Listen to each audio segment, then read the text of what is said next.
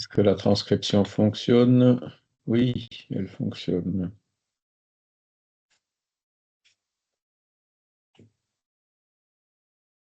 Voilà, écoutez, je vous propose qu'on commence, hein. On va faire comme d'habitude une petite prière pour élever nos pensées vers Dieu, notre Père, et vers tous ces bons esprits, ces anges gardiens qu'il nous envoie pour nous aider, pour nous assister, 24 heures sur 24, 7 jours sur 7. Surmonter les difficultés naturelles du quotidien, faire résonner un peu la voix de notre conscience pour nous faire sentir quand on est sur le bon chemin et aussi quand on s'en écarte, pour nous aider ainsi à mener à bien les missions et les objectifs que nous avions fixés pour cette incarnation. Donc, nous le remercions d'avoir cette occasion, cette opportunité de pouvoir être réunis, malgré les distances physiques qui nous séparent, d'unir les pensées et les intentions dans l'apprentissage, dans l'étude, dans une meilleure compréhension des lois naturelles. Et nous souhaitons que ces lectures soient bénéfiques aussi pour les esprits qui pourraient être parmi nous aujourd'hui et sur lesquels nous appelons la miséricorde de notre Père. Ainsi soit-il. Alors, sur le programme, nous voyons aujourd'hui que nous sommes le 4 mai. Nous sommes toujours dans le module 5 sur la réincarnation et nous verrons donc la quatrième partie de ce module. Il y a quatre cours quand même, rien que sur la réincarnation. Bon, je pense que c'est un peu fait exprès, hein, parce que nous, les Occidentaux, on a toujours un peu de difficulté avec la réincarnation. C'est des valeurs et des idées qui sont très communes dans l'Orient notamment, mais moins en Occident, tout simplement parce que les religions traditionnelles chrétiennes en particulier ont rejeté ces notions, hein, alors qu'elles faisaient partie de l'enseignement de Jésus, comme on l'a vu, hein, elles étaient, voilà. Et donc, on a vu les fondements, le but, on a vu les preuves, on a vu comment on programme notre réincarnation. Et là, on va voir, quand on se réincarne, on passe par une phase qui s'appelle la phase de l'enfance, hein, la- où pendant une certaine période, cette période de l'enfance, la vraie personnalité de l'esprit est quelque part un peu au second plan, hein. C'est ce qu'on verra, donc les raisons et les causes de cela. Et il y a une autre caractéristique importante de la réincarnation, c'est l'oubli du passé, hein. Dans l'état normal, on ne se rappelle pas de nos vies passées, hein, ce qui est d'ailleurs pour beaucoup de personnes une objection en disant si j'avais eu des vies passées, je m'en rappellerais, comme je ne m'en rappellerais pas, j'en ai pas eu. Eh ben, le spiritisme dit on en a eu, mais on ne s'en rappelle pas. Et on va voir que cet oubli du passé a des bons côtés. Voilà. La semaine prochaine, on changera de module, donc on verra la pluralité des mondes habités. Donc c'est un complément de la réincarnation. On se réincarne sur la Terre, mais pas que, hein. On peut se réincarner dans des mondes moins évolués que la Terre, hein, ou dans des mondes qui sont dans l'état où la Terre était il y a quelques siècles ou quelques millénaires. Mais on peut aussi se réincarner dans des mondes plus évolués que la Terre, donc des mondes qui sont aujourd'hui comme sera la Terre le jour où l'orgueil et l'égoïsme se seront réduits et où régnera davantage de fraternité et donc de paix sur cette planète. Voilà. Alors, l'enfance, l'oubli du passé, donc on va justifier le pourquoi, hein, l'esprit passe par l'état d'enfance, et on va justifier aussi la nécessité ou euh, les avantages, en fait, de l'oubli du passé. Alors, quelle est, question 383 du livre des esprits, quelle est pour l'esprit l'utilité de passer par l'état d'enfance? Ça sert à quoi, hein, d'être en totale dépendance pour les petits, hein, pour tout, pour manger, pour l'hygiène, etc., hein. Il faut s'en occuper. Euh, Et aussi, bon, donc, cette innocence, cette candeur, etc. Pourquoi tout ça, hein? Et pourquoi devoir aussi tout réapprendre en allant à l'école, etc. Réponse des esprits, l'esprit s'incarnant en vue de se perfectionner, donc c'est ce qu'on avait vu, hein, le but de la réincarnation, c'est notre évolution. On se réincarne pour évoluer, d'accord? Donc le but, l'esprit s'incarnant en vue de se perfectionner est plus accessible pendant ce temps aux impressions qu'il reçoit et qui peuvent aider à son avancement, auxquelles doivent contribuer ceux qui sont chargés de son éducation. Vous voyez, c'est une réponse assez intéressante, hein. Parce que les enfants, on dit souvent, ils sont comme une éponge. Ils absorbent, comment dire, ben, les impressions qu'ils reçoivent. Alors, c'est là où ça va dans les deux sens. Ils peuvent absorber les bonnes impressions, les bons exemples qu'ils reçoivent, mais ils peuvent aussi absorber les mauvais exemples qu'ils reçoivent, hein. Et on dit souvent, ben, on va dire, si les parents sont violents ou donnent des exemples de violence, les enfants auront tendance à être aussi violents, hein, parce qu'ils reçoivent ces impressions qui vont influer sur eux, sur leur éducation. D'un autre côté, des parents bienveillants qui donnent le bon exemple, qui sont charitables, qui sont patients, voilà, tous ces exemples vont également ces impressions que l'enfant va recevoir vont l'aider à aller justement dans le bon sens. Parce que ce qu'il faut bien se dire, c'est que l'enfant, quand il se réincarne, c'est pas un esprit vierge, hein, qui vient d'être, qui sort des mains du Créateur, hein, qui vient d'être créé. Non, souvent c'est un esprit qui est très ancien, très vieux, parfois même souvent plus vieux que nous, hein, et qui donc revient avec tous ses bagages, hein, donc toutes ses expériences, ses qualités et aussi ses défauts qui ramènent des vies passées. D'accord?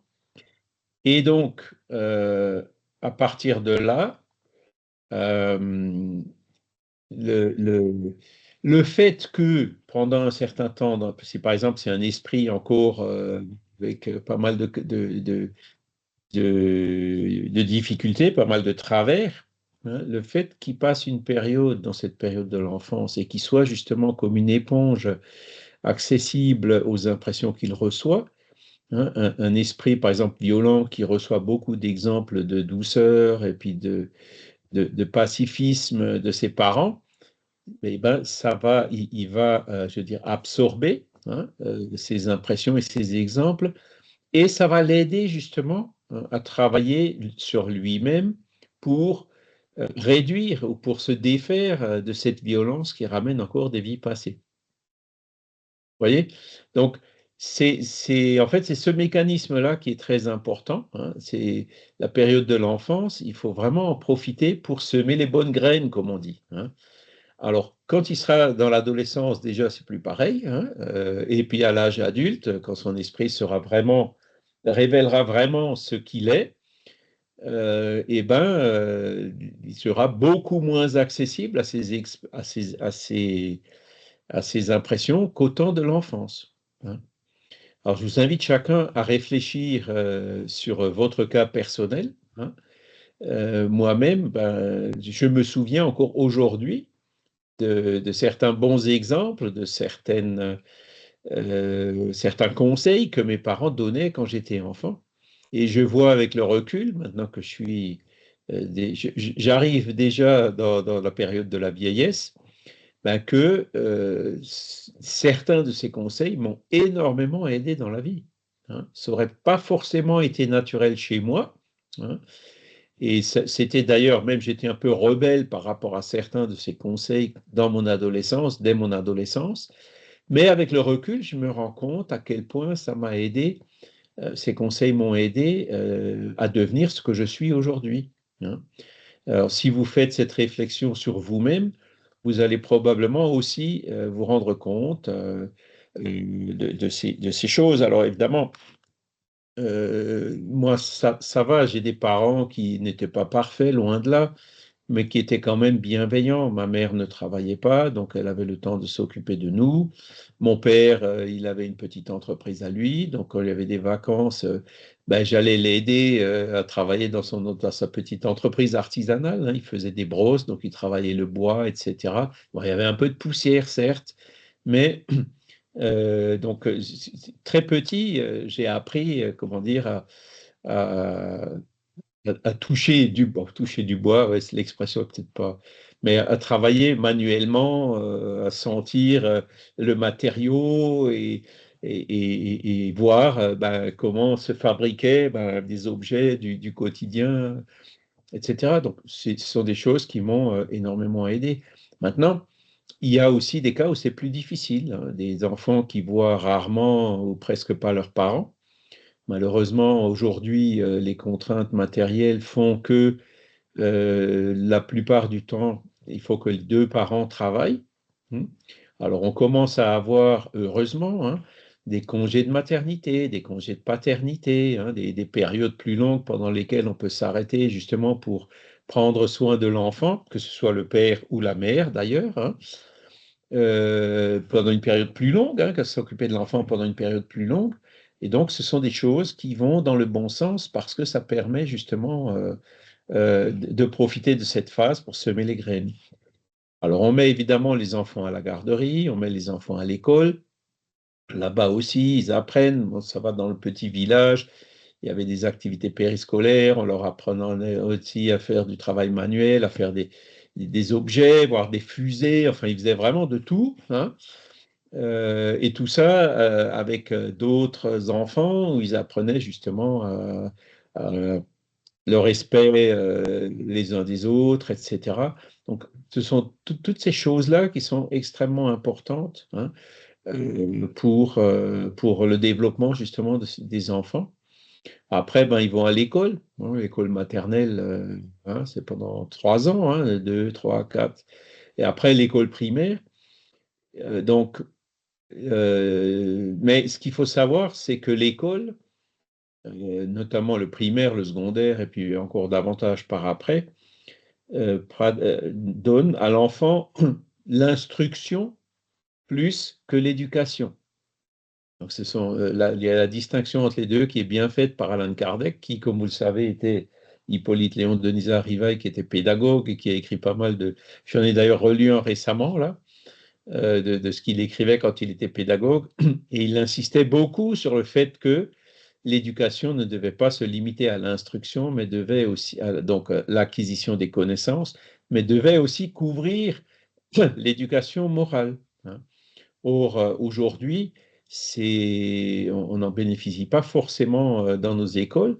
Euh, Notre État français, il est laïque, hein, donc l'école, elle est aussi laïque, dans le sens où elle ne fait pas de différence entre les différents cultes des personnes, hein. Les enfants à l'école sont mélangés, qu'ils soient catholiques, protestants, israélites ou même musulmans, hein. Donc, voilà, l'école, en fait, c'est ça. La laïcité, c'est ça, c'est de rester ouvert aux différents cultes, ce qui est aussi bon pour l'enfant, puisqu'il va voir d'autres choses, il verra d'autres cultures, d'autres tendances, hein. Pour lui, c'est bon d'être comme ça dans une mixité, hein. Mais l'école étant laïque, bon, alors, de mon temps, il y avait quand même des cours d'éducation morale qui, à un moment, avaient un peu disparu, hein, mais qui maintenant reviennent.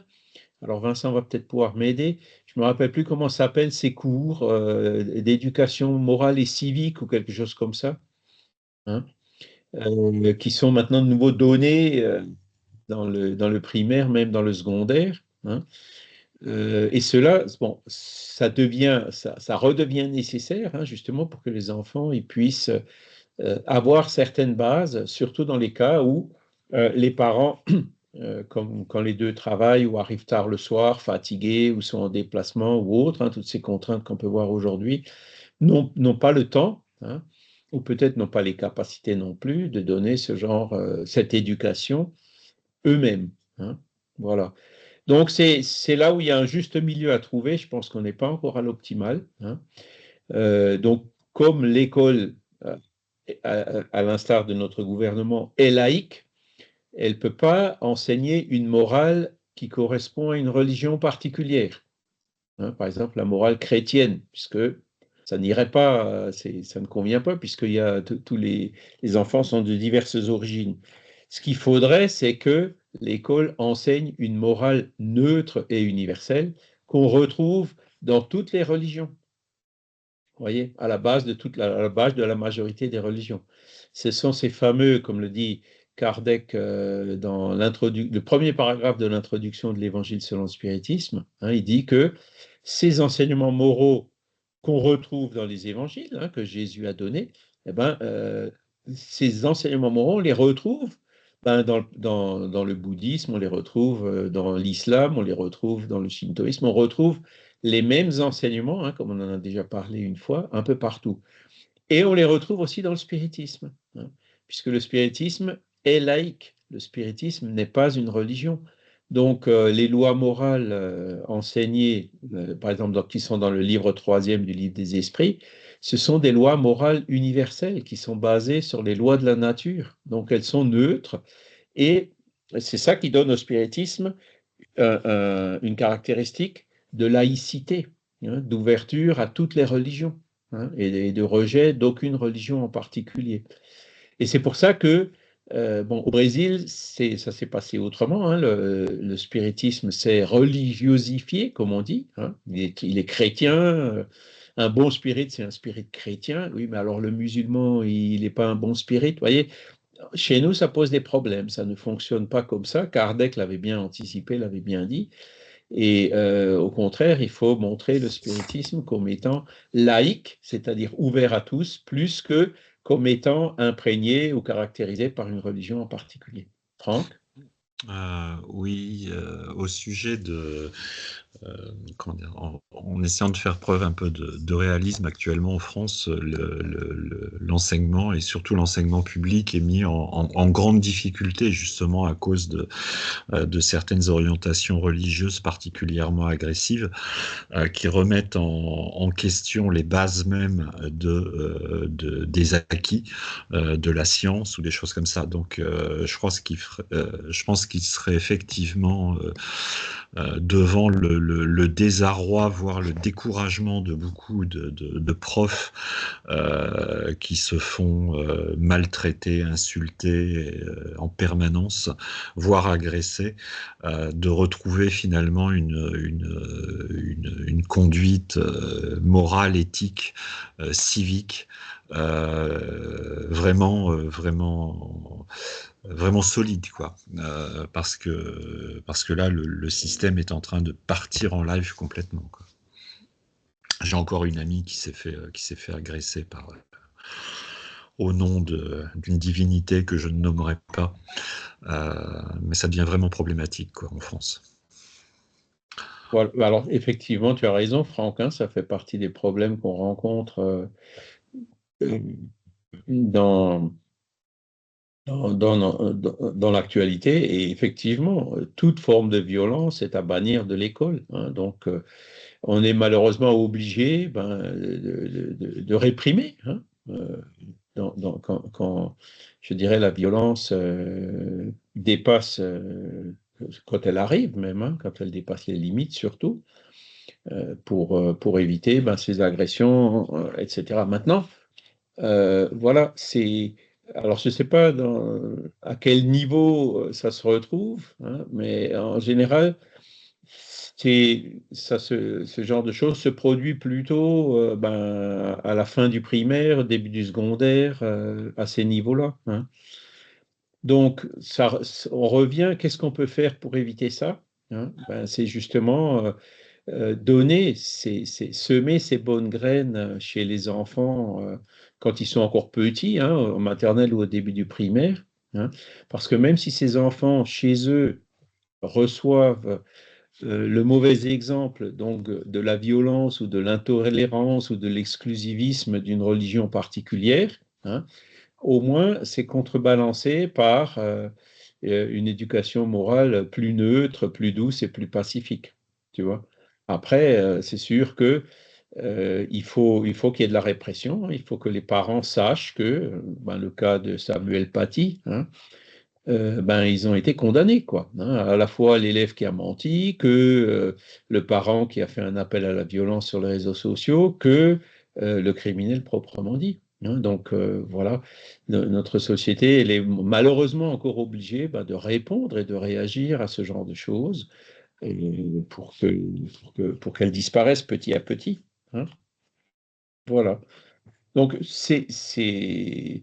là, je vous dis, bon, on passe par cet état d'enfance, donc on est essentiellement dans le primaire, hein, jusqu'à l'âge de 7 8 ans, quand les enfants, ils peuvent recevoir ces bons ou ces mauvais exemples. Et donc, l'école, si en plus des parents, l'école donne aussi des mauvais exemples, là, les pauvres enfants, il faut se mettre à leur place. Ils n'auront pas de repères pour pouvoir faire la différence entre ce qui est bon et ce qui est moins bon, hein. À cet âge-là, c'est encore difficile. Donc, il faut faire le maximum pour profiter justement de cette période de l'enfance, pour semer les bonnes graines. Vincent? Je crois qu'à l'heure actuelle, ce qui est difficile pour les profs, pour revenir au sujet là, c'est qu'il y a une peur, hein. Faut le dire comme c'est, il y a une peur alors des parents déjà, hein, d'une part, et puis des élèves. Parce que c'est vrai qu'il y a une violence, qui leur est renvoyée en permanence et qui est pas forcément agréable. Pour donner un exemple, j'ai lu des textes, qui ont été, on a mis au défi en fait un prof à pour expliquer le contexte, hein. Dans les salles de cours, il y a, des projecteurs vidéo et il y a un gamin qui a trouvé le moyen d'avoir l'application du projecteur vidéo pour télécommander le projecteur vidéo. Donc, le gamin s'amusait à mettre, alors à l'écran, il y avait le cours, mais le gamin s'amusait à permuter l'écran qui était en place, c'est-à-dire le cours, pour voir ce que faisait la prof. Donc il mettait en lumière ce que faisait la prof sur son ordinateur. Et puis la prof s'est insurgée contre cet état de fait. Elle a dit, écoutez, c'est pas possible que vous commenciez à bricoler sur mon projecteur vidéo pendant que je travaille. Et ça s'est envenimé. Donc l'élève en question a utilisé ChatGPT pour générer un texte produit par un avocat qui la mettait en demeure de se justifier du fait de l'avoir interpellé en cours. Et ça a été loin, c'est-à-dire que il a été chez le proviseur pour s'expliquer par rapport à ça, et les parents ont soutenu cet enfant en lui disant: «Oui, c'est normal, le prof doit pas te dire ce que tu dois faire». Donc c'est extrêmement difficile. Je crois qu'il y a un trouble général au niveau des figures d'autorité. C'est-à-dire quoi? Toi, Charles, tu as été en position d'autorité par rapport à des groupes de travail. Le professeur est en position d'autorité par rapport à ses élèves. Le parent est une figure d'autorité par rapport à ses enfants.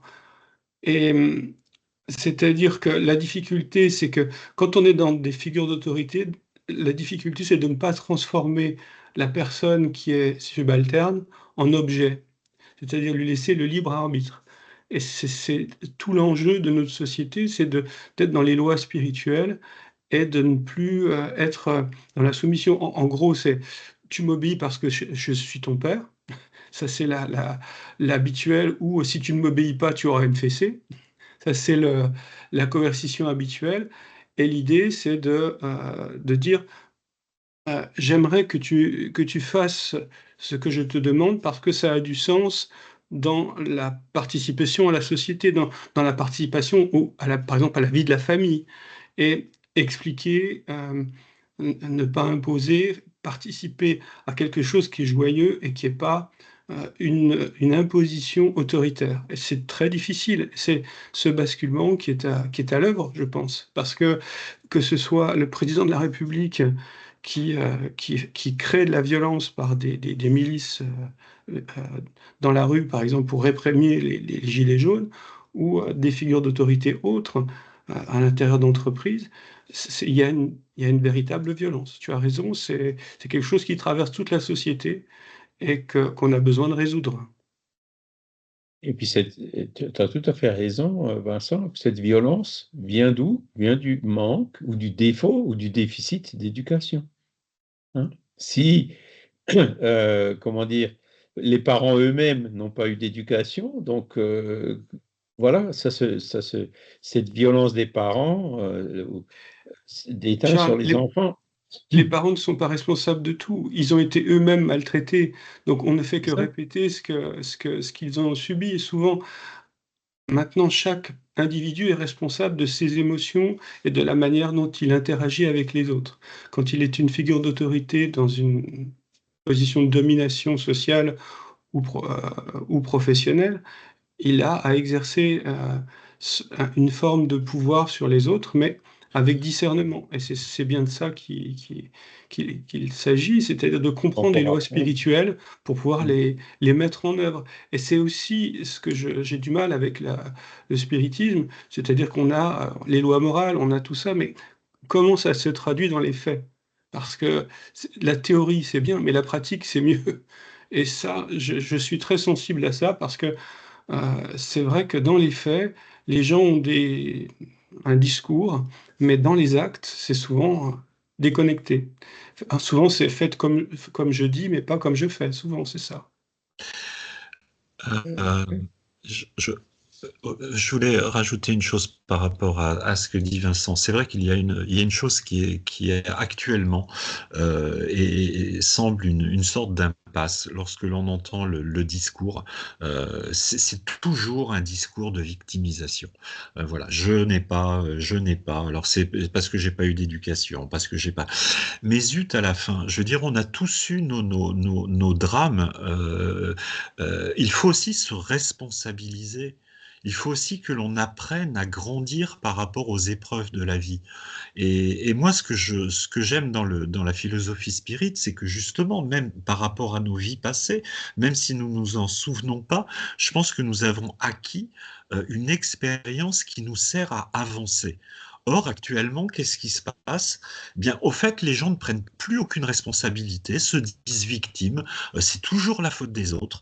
Et ça devient du grand n'importe quoi. Je pense qu'il y a des droits et il y a des devoirs. Les gens veulent avoir des droits, mais refusent toute idée de devoir. Et c'est là où c'est dangereux. Si on ne se responsabilise pas individuellement dans notre vie, dans notre rapport à l'autre, dans notre rapport à la société, dans ce que l'on peut apporter, même très modestement, vis-à-vis du bien commun, mais ça marchera pas, quoi. Ça ne marchera pas. Et- et- Alors, je veux pas être pessimiste, hein, mais je le suis quand même un petit peu actuellement. Mais c'est vrai que je le but du j'entends spiritisme, des choses absolument affolantes par moment, quoi. le but C'est du pas de ma faute. spiritisme, c'est C'est pas de ma justement faute. de nous apporter les bases par rapport à ces choses-là. Le droit et les devoirs, il y a un chapitre entier, je ne sais plus si c'est le problème de l'être ou de la destinée ou dans Après la mort de Léon Denis, où il parle que de ça. Et effectivement, alors c'est Lydia qui nous a écrit, c'est la philosophie du wokisme. J'ai l'impression que Oui, le chat, oui. il est revenu. Hein. Ben, ça, c'est la conséquence justement du manque d'éducation hein, à tous les niveaux. Hein. C'est la conséquence aussi de, comme le disait Vincent, il faut l'éducation des enfants, le bâton et la carotte, ça marche plus. Hein. Écoutez les conférences du vendredi, le premier vendredi du mois sur le projet du projet SOS et du SOS Famille euh, qu'on a sur la chaîne YouTube du mouvement Spirit francophone. Et là, vous verrez, quand ils expliquent qu'est-ce que c'est que vraiment l'éducation, c'est pas le bâton et la carotte. Hein, non, c'est l'enfant qui doit comprendre. Il faut lui expliquer. Alors évidemment, ça prend plus de temps, c'est plus difficile. Il faut lui expliquer pourquoi on lui demande quelque chose ou pourquoi on lui interdit quelque chose. Hein. C'est plus difficile que de dire je te l'interdis parce que c'est moi ton père et tu dois m'obéir. Non, ça ne fonctionne plus avec les enfants. Et ils vont peut-être l'accepter aussi longtemps que, comment dire, qu'ils seront petits, mais dès qu'ils auront l'occasion, hop, ils profiteront justement pour s'échapper ou pour se soustraire justement à cette autorité parentale qui a été imposée et non pas qui n'est pas venue par l'explication ou par l'éducation proprement dite. Alors évidemment, c'est difficile. Maintenant, moi, je veux aussi rester optimiste, Franck, hein, parce que euh, comme j'ai dit, l'esprit vient avec un bagage, hein, de ses vies passées. Si on a un esprit extrêmement rebelle et violent, ben, la meilleure éducation va l'aider un petit peu, mais il restera rebelle et violent, un peu moins rebelle, un peu moins violent, mais il le restera quand même. Oui. Alors que vous avez d'autres exemples, des esprits qui sont déjà plus avancés, qui ont réussi à bien travailler dans leur vie passée, même en se réincarnant dans des milieux complètement hostiles, rebelles, dans un bidonville au milieu des trafiquants de drogue et tout, arrivent complètement à passer outre ces mauvaises influences. Donc, c'est toujours un mélange des deux. Mais ce qu'on voit ici, c'est que il y a une mission, donc il faut, ça devrait vraiment être la mission, une des missions principales des parents quand ils ont des enfants, c'est justement ben, de profiter de cette période de l'enfance pour semer les bonnes graines. Et après, ben, l'enfant, il fera ce qu'il veut avec. Hein. C'est-à-dire, semer les bonnes graines, ça ne veut pas dire l'enfermer dans des principes et tout. Ça veut dire justement lui expliquer pour que l'enfant il puisse comprendre de façon autonome et faire de sorte que ces graines germeront plus tard en lui. Hein. Alors on va passer au deuxième, et c'est tout le but du spiritisme. Maintenant, c'est vrai que sur la Terre, on en est encore loin. Hein. Des contre-exemples, vous en connaissez chacun. Voilà, mais l'essentiel, c'est de comprendre déjà ce principe. Et puis, voilà, alors pour moi, les enfants, c'est trop tard. Les petits-enfants, bon, le gamin, il n'a pas l'air trop pressé, mais bon, il n'est jamais trop tard pour bien faire. Hein. Voilà. Et donc, à partir de la naissance, les idées de l'esprit reprennent graduellement leur essor au fur et à mesure du développement des organes. D'où l'on peut dire que pendant les premières années, l'esprit est véritablement enfant parce que ses idées qui forment le fond de son caractère sont encore assoupies. Voyez. Donc même l'esprit rebelle qui se réincarne, il passera les premières années de son enfance euh, un peu comme si de table rase, quoi. Hein, donc le terrain vierge sur lequel justement on peut semer un peu. Maintenant, ce qu'on voit aussi, c'est qu'il y a des enfants qui, de plus en plus jeunes, par exemple la violence, les tendances à la violence, qui l'amènent peut-être de ses vies passées ou qu'il a peut-être vu, qu'il a peut-être influencé dans cette vie quand il était petit, reviennent en fait très tôt. Hein. Et les enfants sont quand même de plus en plus précoces. Ça dépend de l'un à l'autre. Hein. Voilà. Et donc, il y a plusieurs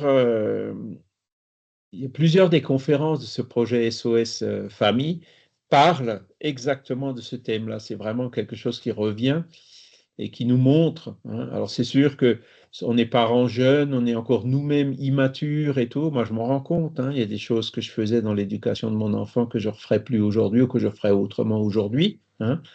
J'y consacrerai un peu plus de temps, ça c'est sûr, hein, malgré le travail, malgré les déplacements et tout. Hein. Trouver un meilleur équilibre, voilà. Mais après, bon, ben, quand il y a d'autres enfants ou des petits-enfants, il n'est jamais trop tard pour le mettre en pratique. Et puis, ben, dans la prochaine vie, ça ira aussi mieux. Vincent? Je crois qu'on parle dans le vide. Je crois que ce qui est intéressant, c'est de donner des petits exemples édifiants par rapport au fait qu'un enfant est complètement ouvert au monde et il a peu d'a priori sur ce qui va être juste et pas juste. Je peux donner une anecdote toute simple. Je devais avoir 3 ans à peu près, et puis dans la famille, il n'y avait pas beaucoup de gens très noirs. Et un jour, mon grand-père a un ami noir, mais alors vraiment très, très noir, hein, qui vient d'Afrique. Et puis moi j'ai 3 ans et je lui dis, de ma candeur d'enfant, je lui dis, mais pourquoi tu es tout noir? Et c'est tout le thème du racisme en fait. Et lui aurait pu se sentir blessé, offusqué par rapport à cette question, mais il m'a répondu avec la même candeur. C'était quelqu'un un intellectuel visiblement. Il m'a dit, mais pourquoi t'es tout blanc? Et moi, en tant que gamin de 3 ans, je me suis dit, ah, effectivement, pourquoi je suis tout blanc et pourquoi lui, il est tout noir? Et donc, c'est tout la question du racisme qui se pose. Pourquoi il y a des gens qui sont de couleur et pourquoi il y a des gens qui ne sont pas de couleur? Mais c'est posé le sujet est abordé dans une ouverture complètement au monde et pas dans une fermeture en disant c'est bien ou c'est mal. C'est pour ça que je m'insurge contre le spiritisme qui dit d'un côté il y a le bien, de l'autre côté il y a le mal. Là, ce petit garçon de 3 ans, bah, il veut pas faire le mal. Il demande juste pourquoi cet homme qu'il a jamais vu, il a pas vu d'homme noir, vraiment très noir, et il lui demande: «Mais pourquoi tu es noir, toi?» Mais il Et a pas la réponse. ouais. Donc il dit à ce gamin: «Ben, pourquoi toi tu es blanc?» Et comme il a pas le gamin n'a pas plus la réponse, on en reste là. Ça a certainement influencé, ça t'a certainement influencé pour éviter de devenir raciste dans ta vie, hein. C'est un petit épisode, tu t'en rappelles encore aujourd'hui. Voilà, ben, il y a des noirs, il y a des blancs, c'est aussi simple que ça. Après, le bien ou le mal, alors c'est là où on a une vue un peu différente, quoi. Alors, le bien ou le mal n'intervient pas dans le fait d'être blanc ou d'être noir. Mais le fait d'être raciste, par exemple, on ne peut pas dire que c'est bien, c'est plutôt mal, quoi. Donc, ces petites valeurs, hein, la violence par rapport au pacifisme, il faut quand même leur enseigner aux enfants, ça, montrer qu'il y a deux chemins. Hein, alors on peut se baser toujours sur les préceptes de Jésus quand il dit faites aux autres ce que vous voudrez que les autres vous fassent, hein. Donc si l'enfant tape un autre enfant, ben, dans l'éducation, on peut se servir de ça en disant est-ce que tu aimerais, toi, qu'il y en a un autre un peu plus fort que toi qui te tape? Non, tu n'aimerais pas. Alors, donc si toi, tu aimerais pas qu'on te tape, Ce ne que le je fais pas aux proposais autres. Et ça, les enfants, ouais, ils comprennent, hein. ouais. Ce que je proposais, Charles, c'est une ouverture à la différence. Parce que c'est vrai que ce gamin-là, La de 3 ans, il diversité, s'ouvre à la différence. Il y a quelqu'un qui est différent, pourquoi il est différent? c'est C'est ça. l'âge aussi où on dit pourquoi, pourquoi ci, pourquoi ça.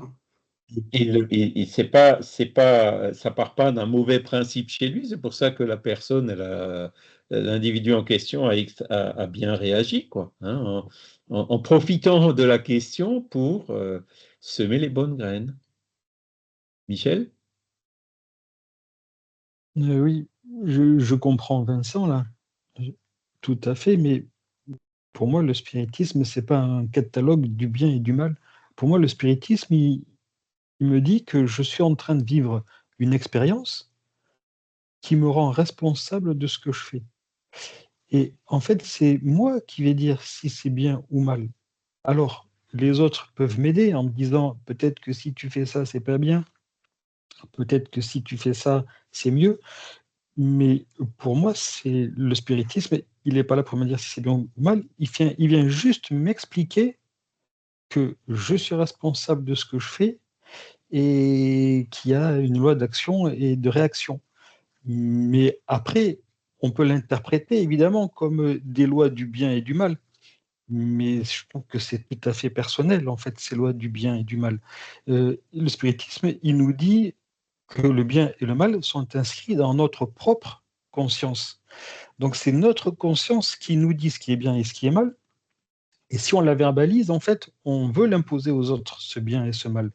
Mais c'est pas le spiritisme qui nous dit ce qui est bien et qui nous dit ce qui est mal. Alors, je suis d'accord, il y a un paragraphe sur l'homme de bien, en effet, sur l'homme de bien, mais une fois de plus, c'est encore des conseils par l'expérience des autres. Et, mais pour moi, le spiritisme ne me dit pas ce qui est bien et ce qui est mal. Il me dit, tu es en train de vivre une expérience, fais en sorte d'en tirer le mieux, le meilleur pour toi. Et voilà, mais il n'y a pas de bien et de mal, je pense pas. Alors bon, bien sûr, il y a les mots d'Alan Kardec qui sont du 19e, hein, bien sûr, avec les punitions, etc. Mais même cette punition, c'est juste une conséquence de cette loi d'action et de réaction. Et dans ces cas-là, en effet, il y a une conséquence qui peut être bien pour toi ou mauvaise pour toi. Et voilà. Mais la vie est une expérience, en fait. C'est ça. Et la manière un peu résumée de dire ça, c'est que le spiritisme, il ne marche pas au bâton et à la carotte, hein. Le bâton et la carotte, c'est ce qu'on appelle l'hétéronomie qu'on retrouve dans les religions traditionnelles, hein. C'est l'enfer ou le paradis ou le purgatoire, hein.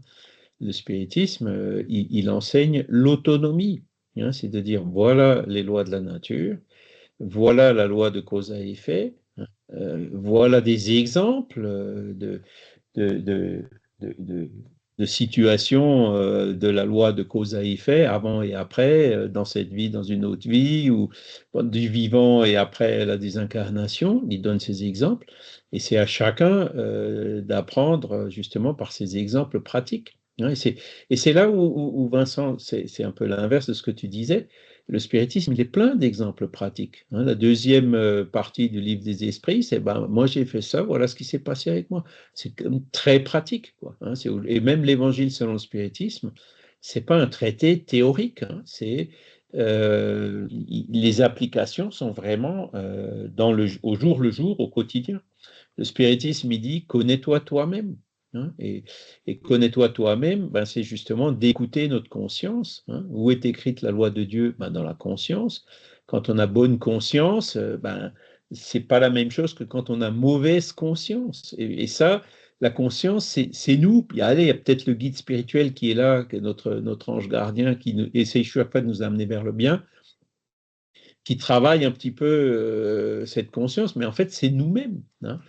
Et ce que j'adore, moi, c'est ce que dit Léon Denis, hein, quand on meurt, hein, il n'y aura personne pour nous juger. Ce sera nous-mêmes qui nous jugerons, nous-mêmes. Quand on reverra hein, quand la mémoire revient, quand on revoit le film de notre vie, hein, comme on le voit dans les témoignages de MI ou autres, c'est nous-mêmes qui constatons, hein, et qui jugeons si on a bien fait les choses, si on n'a pas mal fait les choses.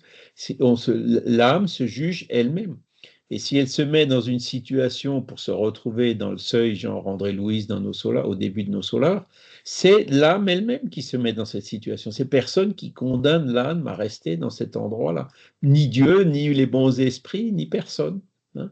Donc voilà les lois que le spiritisme enseigne. Donc ce sont des lois qui vont vers cette autonomie, hein. Vous êtes libre, hein. Mais avec cette liberté, vous pouvez choisir entre des choses qui sont en harmonie avec la loi de la nature et qui finiront par se répercuter positivement sur vous, mais vous pouvez aussi l'utiliser pour faire des choses qui sont en opposition ou en disharmonie avec ces lois de la nature.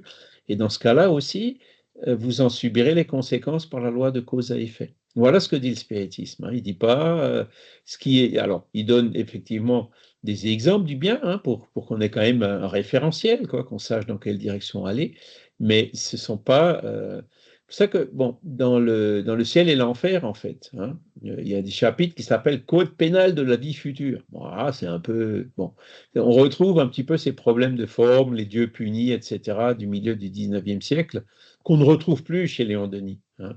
Mais le fond de l'enseignement, lui, il est tout à fait valable. Alors, on va passer à la deuxième partie, qui est l'oubli du passé, hein. C'est en vain quand l'on objecte l'oubli comme un obstacle à ce qu'on puisse profiter de l'expérience des existences antérieures. Parce qu'il dit, ouais, si je ne me souviens pas des mauvaises expériences que j'ai faites, comment est-ce que je peux éviter de les répéter, hein? C'est un argument qui a un certain sens. Si Dieu a jugé à propos de jeter un voile sur le passé, c'est que cela devait être utile. Alors, si Dieu, bon, ben, si la nature, hein, voilà, si on est comme ça, on oublie notre passé. Bon, comme Dieu est infiniment juste, les lois de la nature sont bonnes, donc il doit y avoir une raison à l'oubli du passé. En effet, ce souvenir aurait des inconvénients très graves. Il pourrait, dans certains cas, nous humilier étrangement ou bien aussi exalter notre orgueil et par cela même entraver notre libre arbitre.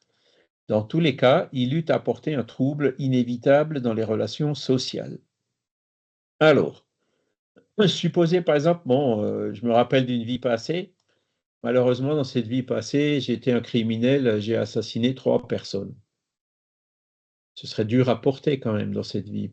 Et en plus, vous êtes là dans la rue et puis les gens vous regardent en disant « Ah, ben c'est lui qui a tué les 3 personnes. » hein. Ce serait on conçoit que ce n'est pas des situations faciles et que dans ces cas-là, l'oubli du passé est quand même salutaire, hein. Oui, j'ai tué 3 personnes, oui, je vais en souffrir les conséquences, mais je n'ai pas ce poids, je n'ai pas cette charge en permanence sur moi, hein. Parce que sinon, difficilement, on ne sombrerait pas dans des culpabilités ou dans des situations qui nous empêcheraient justement de réparer, de refaire, de changer, d'améliorer. Supposez maintenant au contraire que dans une vie, vous vous souvenez que dans une vie passée, vous étiez un personnage très important, hein, je ne sais pas, un président de la République ou quelque chose comme ça, et vous vous retrouvez dans une incarnation suivante, fils d'ouvrier. Ce ne serait pas, ou même fils de chômeur, ou j'en passe, hein, ce ne serait pas forcément difficile, très facile aussi à porter pour les esprits qui sont dans cette situation. D'accord? Alors là, je prends des cas extrêmes.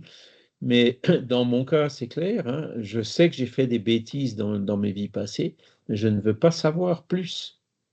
Je veux pas savoir je veux pas avoir ces bêtises constamment présentes dans ma mémoire, hein, hein. Moi, je veux pas savoir ce que j'étais dans les vies passées, puisque plus on va dans le passé, pire on était, hein, puisqu'on évolue, puisqu'on devient meilleur chaque fois, hein. Donc, c'est mon choix, hein.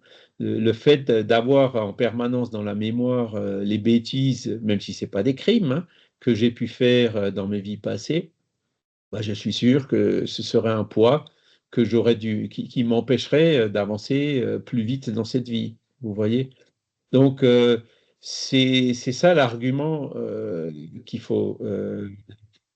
est répondu ici par Kardec, sachant que, voilà, je ne me souviens pas des détails des vies passées, mais en observant mes tendances actuelles, je sais très bien quel genre de travers j'ai commis dans les vies passées. Voyez? Donc, ça ne sert à rien de connaître tous les détails en s'observant soi-même, encore une fois, se connais-toi toi-même, ça nous suffit pour avoir une idée de ce qu'on a pu faire. Quand on voit, par exemple, les difficultés qu'on a dans cette vie, les maladies qu'on a pu avoir et qui peuvent, comme on l'a vu dans le cours antérieur, être le choix qu'on a nous-mêmes fait, et ces choix-là aussi, ben souvent on les oublie, hein. Les aveugles ne se rappellent pas systématiquement avoir choisi de renaître aveugles dans cette vie, hein. C'est pour ça que il y en a certains encore qui se révoltent, hein, le fait pourquoi moi, hein. Bon, mais c'est eux qui ont fait ce choix, et s'ils oublient justement ce choix, c'est que voilà, ça doit comment dire, ça a plus d'avantages que d'inconvénients. Vincent? Non. Et Christiane d'abord. Moi, je vois numéro 1 Vincent, numéro Oui, 2 Christiane. Mais... Christiane d'abord. Allez, Vincent cède son tour. Alors, le micro, Christiane. Voilà, excusez-moi. Merci Vincent de ta galanterie. Oui, Charles, j'étais en train de penser, et vous le verrez tous, que plus vous vieillirez, plus vous aurez assez du passé de cette vie présente à porter chaque jour. Voilà, c'est tout.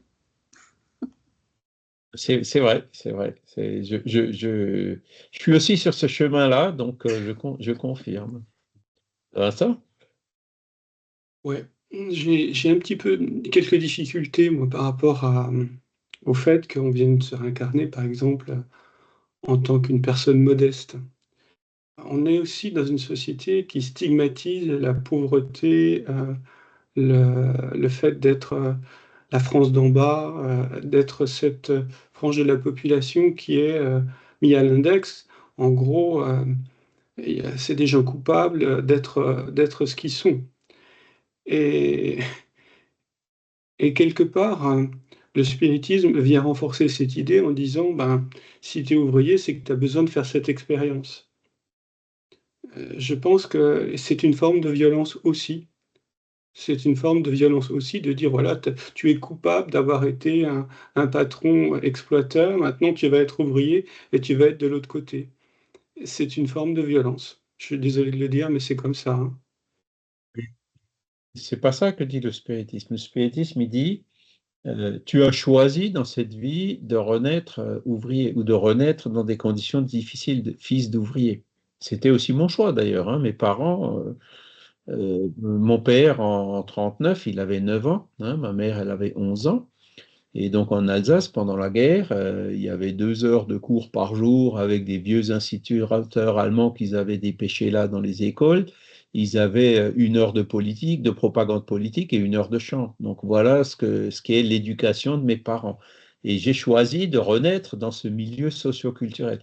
Ça ne m'a pas empêché derrière de faire mon chemin et de devenir ingénieur. Et des gens comme ça qui même, je dirais, je pense même que j'ai fait exprès de faire ce choix pour savoir ce que c'est, hein, la simplicité, pour savoir ce que c'est que les milieux socioculturels relativement réduits, pour les relations, les amis et tout. Je ne suis pas né dans le 16e arrondissement de Paris, et heureusement. Hein, mais ça ne m'a pas empêché après de devenir ce que je devais devenir. Et des exemples comme ça de personnes qui naissent dans des milieux défavorisés, mais qui s'en sortent super bien, il y en a beaucoup, hein, beaucoup plus qu'on ne le pense. Alors c'est vrai que, bon, plus on monte quand je suis arrivé en gros dans l'école d'ingé, bon ben là, quand on demande aux collègues, tiens, ton père, il fait quoi? Ah ben voilà, il était ingénieur polytechnique, il est dans le who's who, et toi, ton père, il fait quoi? Ben il est professeur d'université, toi, ton père, il fait quoi?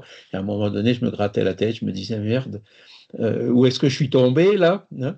Mais il y avait quand même, allez, 10 ou 15% des gens comme moi qui étaient sortis d'un milieu socioculturel modeste, hein. Charles, Et donc, Charles, la c'est pas des portes méritocratie, fermées, mais c'est vrai qu'il y a encore, tu nous comment parles de dire, méritocratie, là.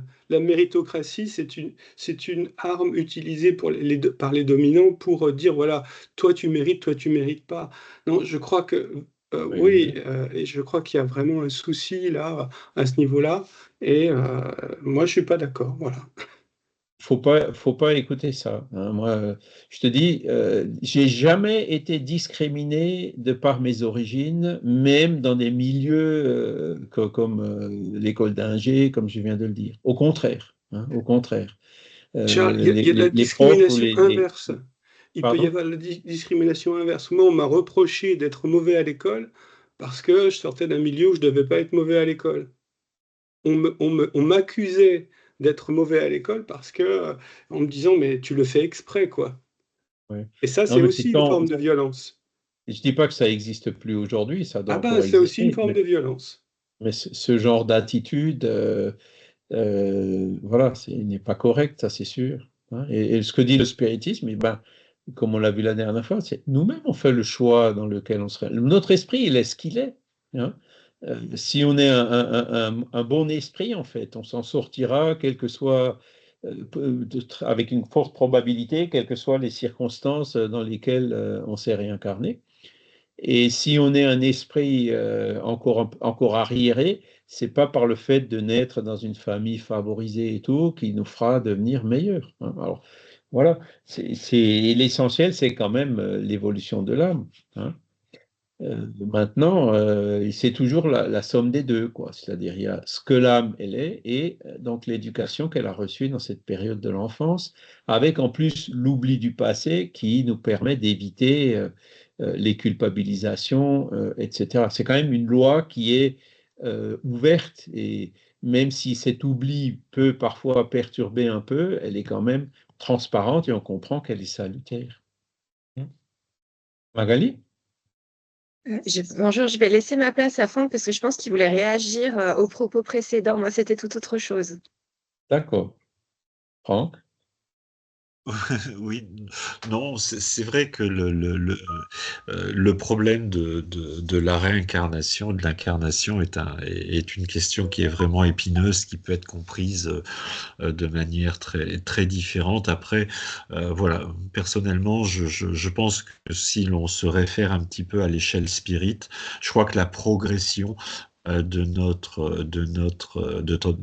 notre esprit ou de notre âme peut se faire vraiment indépendamment de la classe sociale dans laquelle on se réincarne.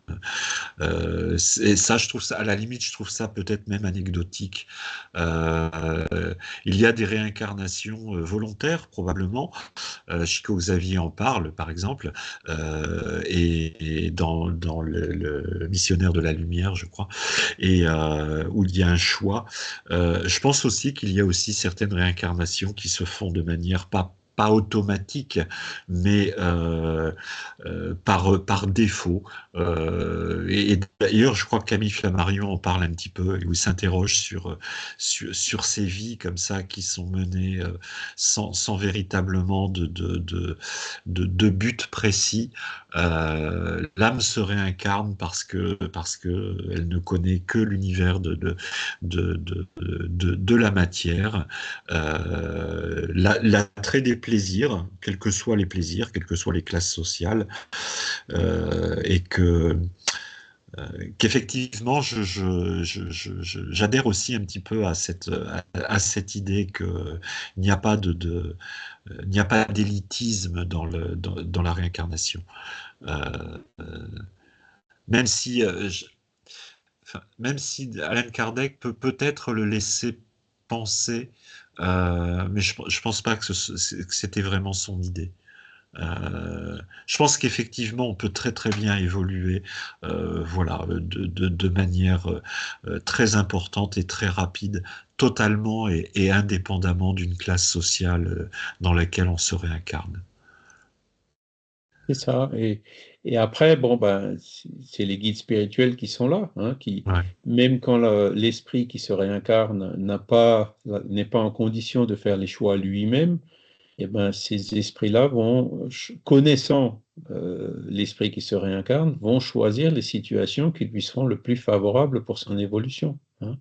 Et à la limite, quand les guides choisissent pour nous, ce sera un meilleur choix que quand on choisit nous-mêmes, hein. On peut le voir comme ça. Mais au fur et à mesure qu'on évolue, non, il nous laisse le libre arbitre. Au fur et à mesure qu'on évolue, notre libre arbitre se développe. Et ben, très tôt, hein, c'est comme pour les enfants, hein, les éduquer vers l'autonomie, des esprits, on est des grands enfants, hein, ben, ils nous laisseront faire le choix nous-mêmes, hein, voilà. Mais alors, c'est sûr qu'après, voilà, il y a des. Comme tu le dis, hein, le fait de renaître dans des conditions socio-culturelles modestes ou difficiles, ça peut parfois être un stimulant pour l'évolution de l'esprit, parce qu'il sait ce que c'est. Pour moi, c'est ça, hein, je sais ce que c'est. Si j'étais né dans le 16e arrondissement de Paris, je n'ai rien contre les gens qui naissent dans le 16e, hein, il y a certainement des esprits très évolués qui choisissent de naître là-bas, mais je n'aurais pas connu ce que j'ai connu, hein, la simplicité, j'aurais été différent aujourd'hui, c'est clair, hein. Donc, en l'occurrence, c'était un choix que j'ai fait et que je ne regrette pas.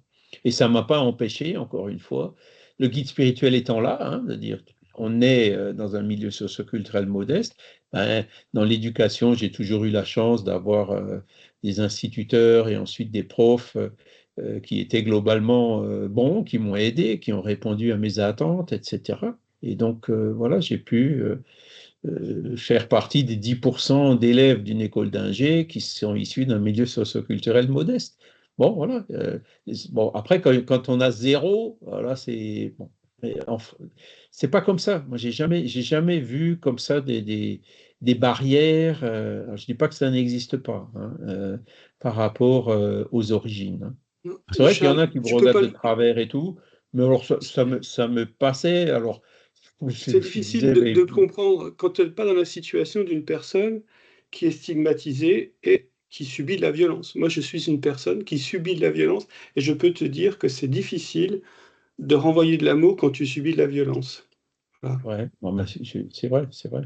Si Mais c'est une bon, épreuve, c'est une épreuve qui est difficile à vivre. Et je subis, en tant qu'ouvrier, toutes sortes de violences de la part des figures d'autorité, qu'elles soient sociales ou autres. Et c'est difficile de renvoyer quelque chose de positif et qui ne juge pas en retour, quoi. C'est ça l'idée. je comprends tout à fait bien, hein. Maintenant, après, Tout dépend de comment on prend cette violence. Hein. Les gens qui se moquaient de moi d'un moment ou l'autre, bon, bah, je ne me prenais pas la tête avec ça. Et très vite, je me retrouvais dans des situations qui montraient justement leur faiblesse à elles, hein, par rapport à la prétendue faiblesse que j'avais moi. Alors, ce n'était pas pour exciter mon orgueil, mais c'était pour éviter de tomber dans la révolte et de transformer cette révolte en compassion. Hein. Donc, c'est déjà une première étape en disant, ben, voilà, je subis des violences, mais moi, je ne veux pas être violent. Et j'ai de la compassion vis-à-vis de ceux qui commettent encore des violences. Hein, c'est la manière dont on le prend qui va nous aider. Alors, on va quand même donner la parole à Magali. Merci.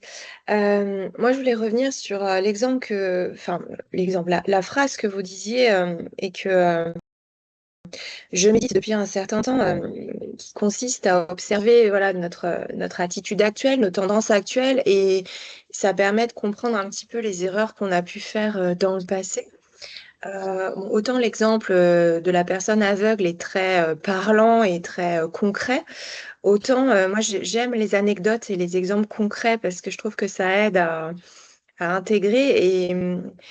Et effectivement, je voulais savoir si vous aviez d'autres exemples, peut-être un peu personnels, de témoignages pour nous aider un peu à comprendre ça. Parce que bon, autant la personne violente, la personne colérique, la personne exubérante, je comprends parce que c'est flagrant. De façon flagrante, sans faire trop d'efforts, dans la connaissance de soi, on arrive à identifier effectivement nos traits de caractère et ce qu'on a pu être.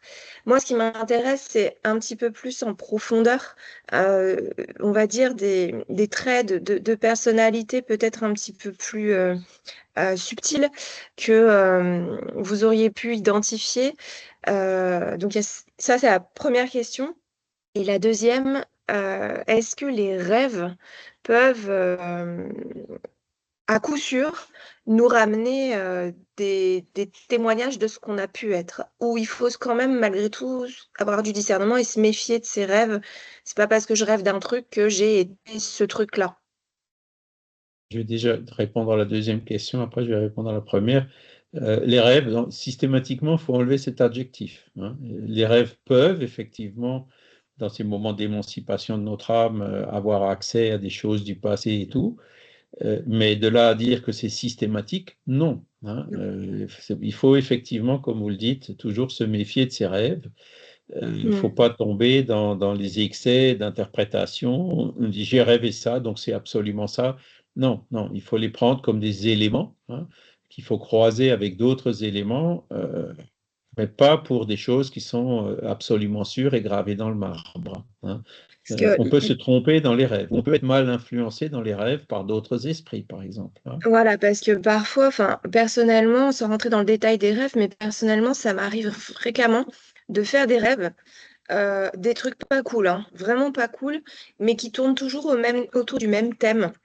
Et ça me questionne Rêve vraiment. Je me dis, récurrent. mais est-ce que j'ai fait ça? Est-ce que j'ai été ça? Parce que vous savez, quand on rêve, on vit le truc comme si à l'instant T, on vivait cette émotion, on avait fait cette erreur, on avait vécu vraiment là, dans cette vie, cette chose. Et quand on se réveille, on a même du mal à en sortir. Est-ce que cette répétition, entre guillemets, c'est une preuve de oui, c'est quelque chose que tu as fait, ou même ça, faut être vigilant? Même ça, il faut être vigilant, même si dans les cas où le rêve est récurrent, ça devient quand même un peu plus Ça questionne. indicatif, si je dirais. Hein. D'accord. Et effectivement. Alors, pour répondre à votre première question, aujourd'hui, on est constamment bombardé de pubs ou d'influences dans un sens ou dans l'autre, dans les réseaux sociaux. On est confronté à des situations vraiment diverses et variées. Par rapport à ces influences qu'on subit quotidiennement, si on s'observe un peu, on va se rendre compte qu'il y en a certaines qui, elles auront pratiquement aucune influence sur nous, d'accord? Ça, ce sont certainement celles sur lesquelles on a déjà réussi à faire un travail et qu'on a, je dirais, définitivement écarté. On s'est désensibilisé par rapport à ces tendances-là. Par exemple, Dans ces influences, on peut voir le tabac, on peut voir l'alcool, hein, on peut voir le sexe, on peut voir plein de choses, la sensualité, on peut voir la violence. Hein. C'est toutes ces influences qu'on subit. Par contre, dans toutes ces influences, il y en a certainement d'autres dans lesquelles on aura plus de mal à résister. Vous voyez ce que je veux dire? Et Oui. ça, ce sont certainement celles-là où, il n'y a pas si longtemps que ça, ou peut-être dans une vie passée, on avait un peu dérapé. On peut très bien redéraper dans cette vie. Hein, je sais pas, on a eu un cas, par exemple, des personnes qui sont une addiction à la pornographie. Bon, ben, clairement, hein, ils ont subi cette influence. Ça veut dire que leur esprit n'a pas encore, soit il y était versé déjà dans le passé, il n'a pas encore réussi à s'en défaire, soit l'esprit a encore cette tendance de tomber dans ce genre de travers. Vous voyez? Et donc, c'est à partir, en observant ces choses-là, toujours dans le connais-toi toi-même, on voit les sujets sur lesquels on a plus de difficultés que sur les autres. Et on voit par rapport aux autres qui nous posent déjà pratiquement plus de problèmes. Et là, ce sont des indications qui sont beaucoup plus fortes, puisque c'est vraiment ce qu'on est en train de penser en ce moment. Hein, quand on subit ces influences, où on est obligé de... Alors, soit il y en a évidemment qui craquent et puis qui se laissent entraîner à la tendance, qui recommencent à boire ou à se droguer ou à tomber dans la sensualité ou autre. Mais il y en a d'autres qui sentiront la pression et qui devront faire un effort beaucoup plus fort pour y résister. D'accord? Et ça montre hein, que cet effort, justement, il faut le continuer pour pouvoir s'en défaire définitivement. Alors que ceux qui y succombent, ils vont au contraire encore voir ces choses-là comme un avantage ou quelque chose qui va leur apporter du plaisir ou autre, hein, et qui retomberont donc dans l'alcool ou la drogue ou autre chose. Hein. Et c'est une des manières de s'observer, de voir les tendances qu'on peut encore avoir en nous-mêmes sur lequel on est obligé d'être vigilant et de travailler, et de, voire même, il peut y avoir des stratégies d'évitement aussi. Hein. On sait que, par exemple, bon, si on a une tendance, si on a du mal à résister à boire, il faut éviter d'aller dans les bistrots. Voyez, il faut éviter d'aller dans des réunions de bons vivants qui ont tendance à boire et qui nous entraîneraient. Vous voyez? Bon, après, il y a différentes méthodes pour y résister, mais ce sont les indications de voir où sont encore nos points faibles, où sont encore les points faibles de notre esprit, ceux qu'il faut qu'on travaille. Alors, c'est la même chose pour la violence, c'est la même chose pour beaucoup d'autres, la révolte. Hein. Il y a plein de questions comme ça qui voilà. Quand ça nous travaille, c'est que il faut travailler. Hein. Par contre, il y a d'autres sujets sur lesquels, comme on dit, ça glisse. Quelqu'un quelqu'un qui se moque de moi, si j'ai la conscience, bon, j'écouterai. Hein. Je me dirais, tiens, il a peut-être raison. Ah, c'est vrai que j'étais un peu négligé ici ou là, mais à partir du moment où on a la conscience tranquille, voilà, le ciel peut nous tomber sur la tête, on ne bougera pas. Hein. Hein, voilà un peu l'exemple. Alors, c'est évidemment très personnel. Hein, c'est chaque esprit est un esprit avec son bagage, ses expériences, ses tendances, son niveau d'évolution. Hein. Donc, si on arrive à faire ce travail sur nous-mêmes, ce travail d'observation, là, on va détecter assez facilement les points qui nous posent encore problème et si on veut avancer ou s'ils vont évoluer.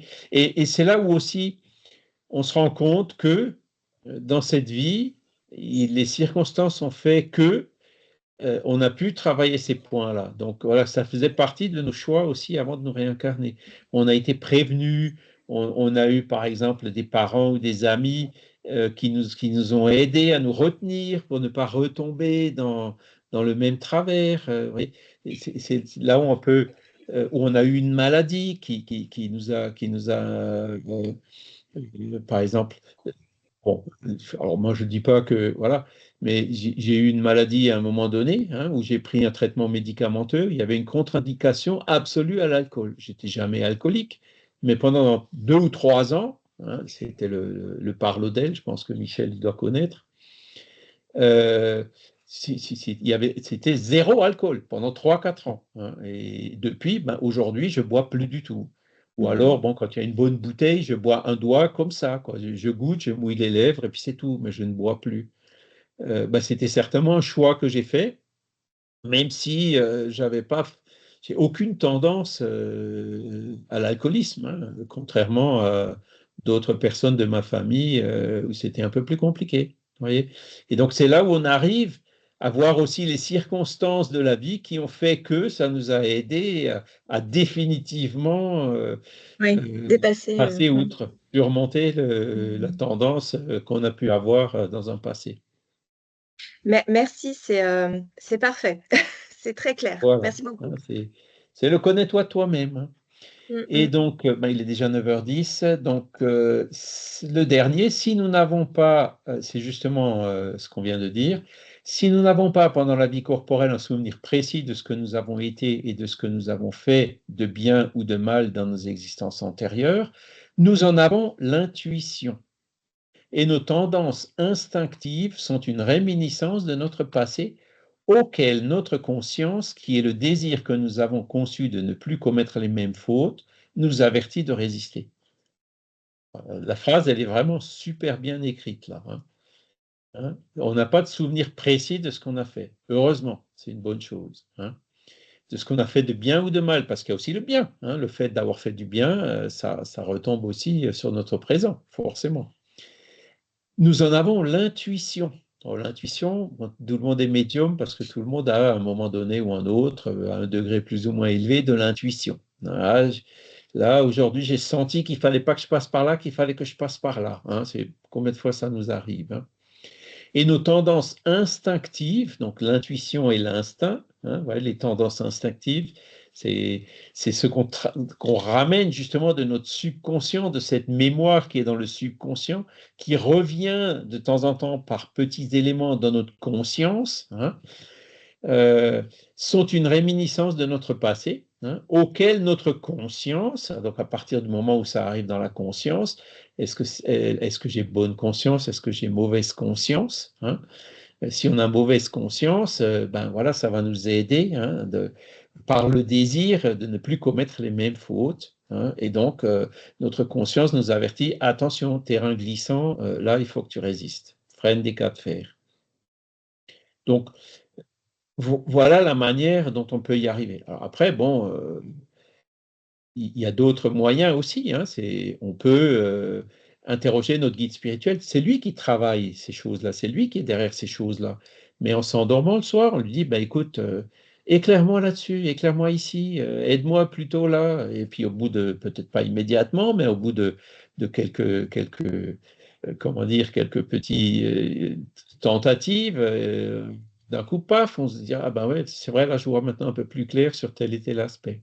Vous voyez, il ne faut pas hésiter. Le guide spirituel, il est là pour ça. Il est là pour nous aider dans ces choses-là. Donc, il faut l'appeler en permanence. Voilà. Donc, l'oubli des vies passées, ça nous aide plutôt que ça nous dessert, puisque de toute façon, ce qui doit revenir par l'intuition, par les tendances instinctives, ça reviendra, hein, avec ce filtre de la conscience qui nous dira ce qu'il faut faire avec, hein, résister ou travailler. Donc, à partir de là, on n'a pas besoin de se rappeler des détails. Et c'est pour ça que je vous dis, moi, je ne veux pas les thérapies régressives, j'en veux pas. Ou même si un jour je suis obligé de les faire pour une raison ou pour une autre, surtout ne me le dites pas, je ne veux pas savoir ce que j'étais dans la vie passée. Parce que je sais que j'ai fait des conneries, donc je ne voudrais pas les avoir présentes à l'esprit en permanence. Voilà. Maintenant, après, il y a d'autres personnes qui sont plus curieuses, qui veulent absolument savoir. Et puis, le fait de savoir, faut savoir que faut d'en être conscient. C'est pour ça qu'on a parlé aussi des thérapies régressives. Il faut faire attention. On va dans le passé, ah ben voilà, je suis mort, écrasé dans. OK, mais quand on revient dans le présent, qu'est-ce qu'on fait avec? hein. Les thérapeutes, il faut qu'ils sachent travailler ces traumatismes du passé pour les effacer dans le présent. Parce que si ce travail n'est pas fait, le traumatisme peut rendre la situation de la personne encore pire ou encore plus difficile. Vous voyez? Donc, parfois, on doit avoir une conférence ou deux sur les thérapies de vie passée, hein, notamment il s'appelle Prieto Pérez, le médecin, hein, que vous pourrez trouver sur la chaîne YouTube Médecine et Spiritualité du mouvement spirit francophone. Il avait parlé de ce sujet en citant des exemples, hein, où ils arrivent par exemple à résoudre ou à atténuer des cas de claustrophobie ou d'agoraphobie grâce à ces thérapies régressives. Donc, il ne faut pas les rejeter, hein, elles peuvent être utiles dans certains cas. Voilà. Est-ce que vous avez encore des questions par rapport à ce sujet, puisqu'il est déjà 9h15? C'est un sujet vaste, hein, comme d'habitude. Je vous encourage évidemment aussi à lire le support, hein, qui donne plus de références et plus de détails. Et je vous encourage aussi, il y a, je crois, quelqu'un, comme ça, c'est Christiane, qui nous a mis, voilà, Regard Spirit, la santé des relations entre parents et enfants, c'était une des conférences. En fait, ces conférences, il n'y a pas de playlist, elles ont été données en direct, donc vous allez dans les conférences en direct, vous verrez, en cherchant par exemple SOS Famille, vous verrez là, une vingtaine ou peut-être même 25 conférences qui ont déjà été données depuis 2 ou 3 ans. Et ça tourne toujours autour de ces sujets, et y compris des sujets d'actualité du genre dépendance digitale. Parce que ça, c'est un autre défi auquel on est obligé de faire face. Et j'ai vu récemment à la télé qu'il y a des prescriptions maintenant d'interdire les écrans à tous les enfants en dessous de l'âge de 6 ans. Est-ce que c'est une bonne solution ou pas? Je ne sais pas, mais en tout cas, il y a des études maintenant montrant sur le développement du cerveau et tout, que les effets néfastes qu'ont les écrans sur les enfants, donc il y a certainement des arguments pour le justifier. Voilà. Sachant que de toute façon, tôt ou tard, l'enfant, quand il sera plus grand, il s'y mettra et il en fera ce qu'il voudra, quoi. Mais dans ces questions d'éducation, c'est vrai que aujourd'hui, justement, la dépendance digitale, beaucoup de parents sont constamment le nez sur leur smartphone, et les enfants qui sont là, ils finissent aussi par tomber dans le même travers avec le nez sur leur smartphone ou sur leurs écrans. C'est un défi supplémentaire qu'on a à relever aujourd'hui. Alors, des fois, on se dit, mais avec tous ces défis, comment on fait pour s'en sortir? Regardez-vous, hein, vous en êtes quand même plus ou moins sorti pendant votre vie, quoi, hein. C'est-à-dire qu'on arrive à résister, on arrive à survivre, on voit bien les choses qui nous ont tirés dans le bon sens ou les choses qui nous ont tirés dans le mauvais sens, mais bon an, mal an, on a quand même réussi à avancer et à être là aujourd'hui. Voilà. Charles, j'ai une question, mais Oui. une question purement technique. Comment fait-on pour, au sein du groupe, pouvoir discuter un petit peu entre nous? Je ne sais pas si... Je voulais parler à Vincent, par exemple. Je ne sais pas comment on fait. Est-ce qu'on peut correspondre Je réfléchis. Sur celui-ci, il me semble que quand la réunion est terminée, vous n'avez plus accès au chat, par exemple, hein, c'est ça? Oui. Oui, mais il existe aussi le lien LMSF. Attendez. Parce que c'est un Teams qui est le Teams professionnel, entre guillemets, du LMSF. Hein. Le Teams qui a remplacé Skype, apparemment, il fonctionne différemment, hein, c'est là où je n'ai pas encore réussi vraiment à faire la différence. Voilà. Alors, par contre, je pense que est-ce que dans Teams, on peut envoyer un message à quelqu'un en particulier? Je sais pas. Il n'y a pas de groupe WhatsApp? Si, il y a un WhatsApp, je ne sais pas, mais dans Teams, vous avez le groupe qui s'appelle LMSF Médiumnité. Ouais.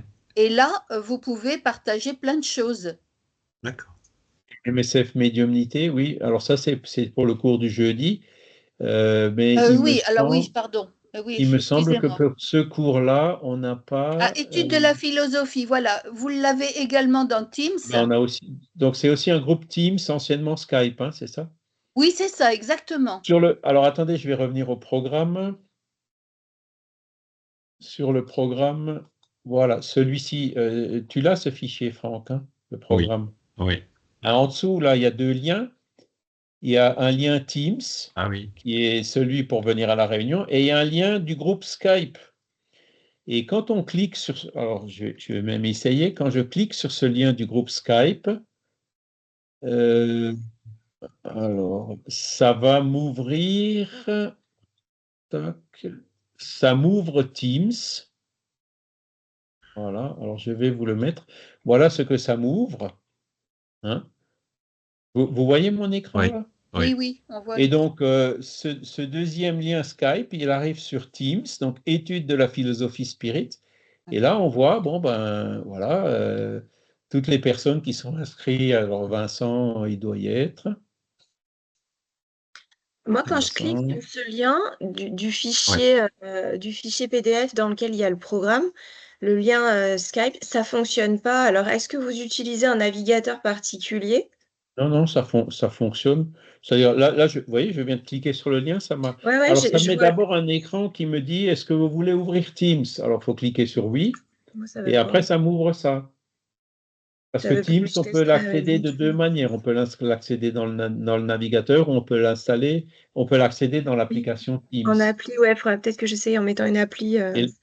Et là, vous voyez, la poste, c'est mon compte Microsoft personnel. Hein. Oui. Celui qu'on utilise, vous voyez, où j'ai pas accès là-dedans, c'est celui du LMSF qu'on est en train d'utiliser pour parler ensemble. Donc, c'est là où ça complique un peu, parce qu'il y a deux... Oui. Bon, il y avait aussi un compte Skype et un compte Microsoft et un compte Teams avant, quoi. Hein.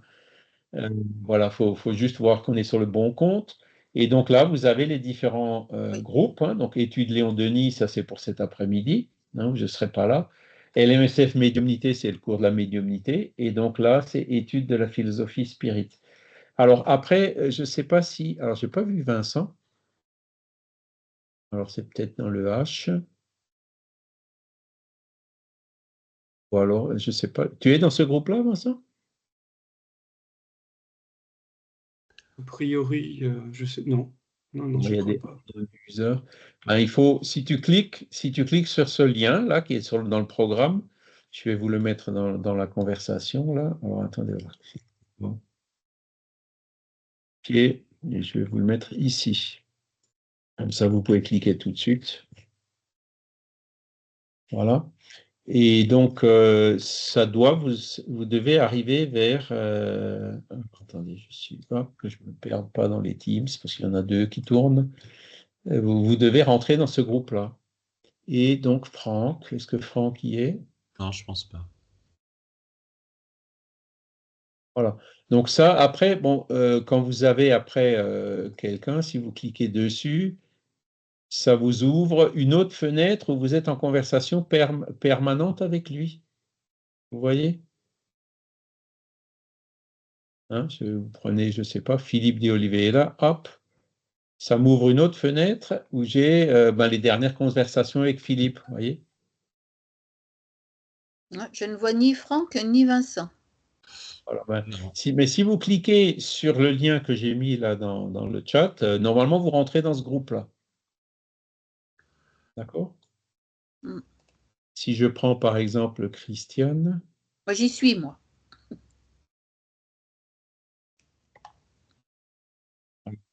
Christian, Christophe. Je suis peut-être dans Perlou. Hein. Alors, Perlou. Peut-être, je ne sais plus. Je viens de le quitter. J'y retourne. Non, non plus. Triquet, vous êtes dans Triquet. Ah, Donc, si je clique sur Christiane, ça m'ouvre un chat particulier avec Christiane.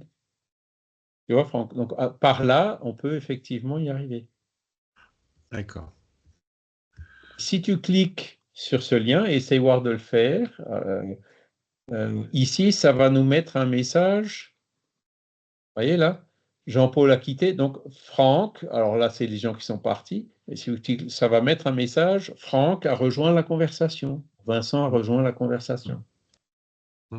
Bon, je vais essayer. D'accord? Je vais essayer. Voilà. D'accord. Non, ben Vincent, il peut te passer son adresse email ou autre directement. Hein. Ouais. Voilà. Ben écoutez, on va Euh, s'arrêter là. Je vais arrêter le partage. On va remercier aussi les bons esprits qui étaient là aujourd'hui pour nous orienter. C'est des questions que c'est vrai qui sont assez complexes, mais on arrive justement à regarder, à examiner tous les aspects pour se rendre compte que les lois de la nature sont quand même bien faites. Donc, petit à petit, on avance, on travaille, on les comprend mieux et on comprend mieux justement cette grandeur qui n'est pas toujours évidente du premier abord. Et on va demander aussi à notre guide spirituel de nous aider dans cette compréhension. Et on remercie donc cette occasion et aussi les esprits qui ont été là pour apprendre avec nous. Voilà. Je vous souhaite un excellent dimanche, une excellente semaine, et puis je vous dis à bientôt. Merci. Et Bientôt. soyez Merci. prudents sur la route. Merci Charles. Bon Franck, dimanche. tu veux qu'on reste un petit Oui. peu en conversation? Bon dimanche. Tu voudrais qu'on reste un petit peu en conversation? Vous pouvez Ah, rester si aussi, tu ça, c'est veux. possible. Si c'est possible. Merci. Arrêtez. Bye bye. Au revoir. Au revoir, Charles.